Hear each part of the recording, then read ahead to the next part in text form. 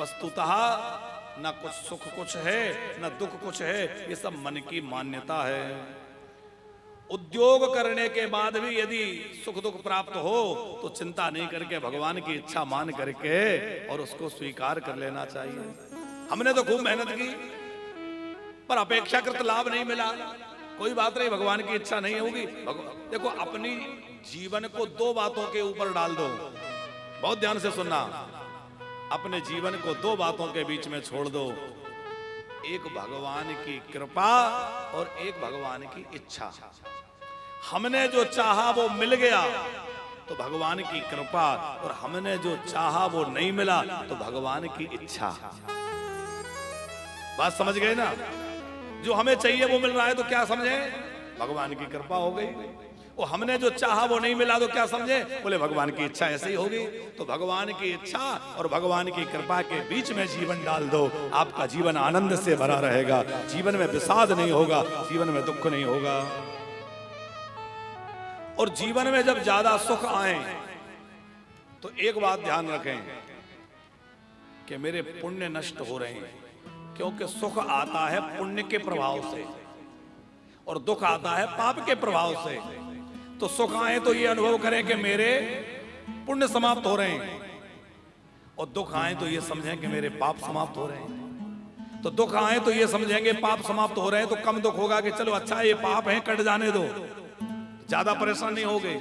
और सुख आए तो ये समझें कि मेरे पुण्य समाप्त हो रहे हैं तो ज्यादा हर्षित नहीं हो गए। ये सुख और दुख आने पर हर्ष और शोक ना हो, उसका सूत्र है सुखम क्षयाय पुण्यस्य दुखम पापस्य मारिषो तस्मात् सुख क्षय हर्ष कर्तव्या सर्वथा बुधै।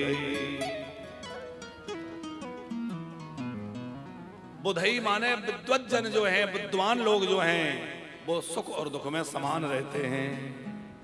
दुख के तीन कारण कहे गए हैं। हमारे जीवन में जब दुख आए तो उनके पीछे क्या कारण है? बोले तीन कारण विशेष होते हैं, एक काल, एक कर्म, एक स्वभाव। कभी कभी समय खराब आता है, सब कुछ बढ़िया है लेकिन समय खराब है तो दुखी होना पड़ता है, काल।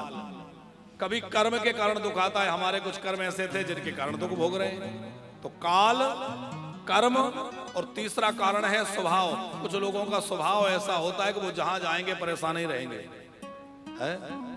हमारी माताएं रहती हैं ऊपर, बहुत प्यारी है, पर अब कुछ का स्वभाव ऐसा है वो आपस में झगड़ा कर लें। है? अब वो स्वभाव है तो वो दुख जहां जाए वहीं मिलेगा। हम कहते हैं मेरी मैया अब यहाँ आ गई, यहाँ तो खुश रहो, घर छूट गया, बच्चे छूट गए, परिवार छूट गया, अब ये जो परिवार मिला इसमें तो हर्ष से रहो।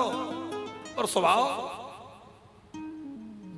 तो स्वभाव के कारण जो दुख है वो कहीं चले जाओ वो बना रहेगा।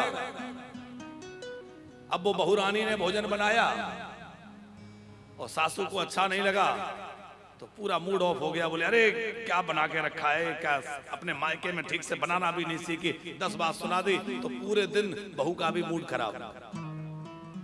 अब अगले दिन बहू बहुत सावधान रही, बहुत बढ़िया पकौड़ी वाली कड़ी बनाई और सासू लेकर बैठी, खूब प्रेम से पाया, बहुत अच्छी लगी।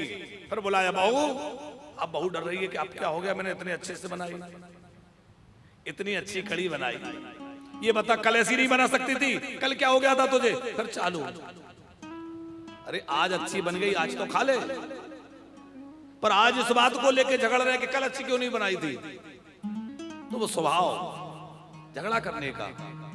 तो काल, कर्म और स्वभाव ये तीन चीजें हैं। काल के कारण जो दुख आएगा, समय के कारण समय बदलेगा, दुख समाप्त हो जाएगा।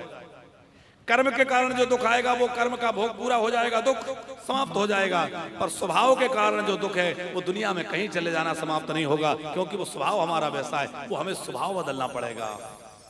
इसलिए अपने स्वभाव को बदलिए, हमारा स्वभाव सबसे मिलनसार हो, अनुकूल हो, सबको अपना मानने वाला हो, तभी हम सुखी हो सकते हैं, वरना हमें कोई सुखी नहीं कर सकता। कि दुखे दुख दे सुख दे बापी तत्तो ना विचिंतये दुखे दुखाधिकांत पश्ये सुखे पश्यत् सुखाधिकम् दैवाधीने तु संसारे कामं का परिदेवना उद्यमे योजयन्यूनं भवितव्यं स्वराज्यम्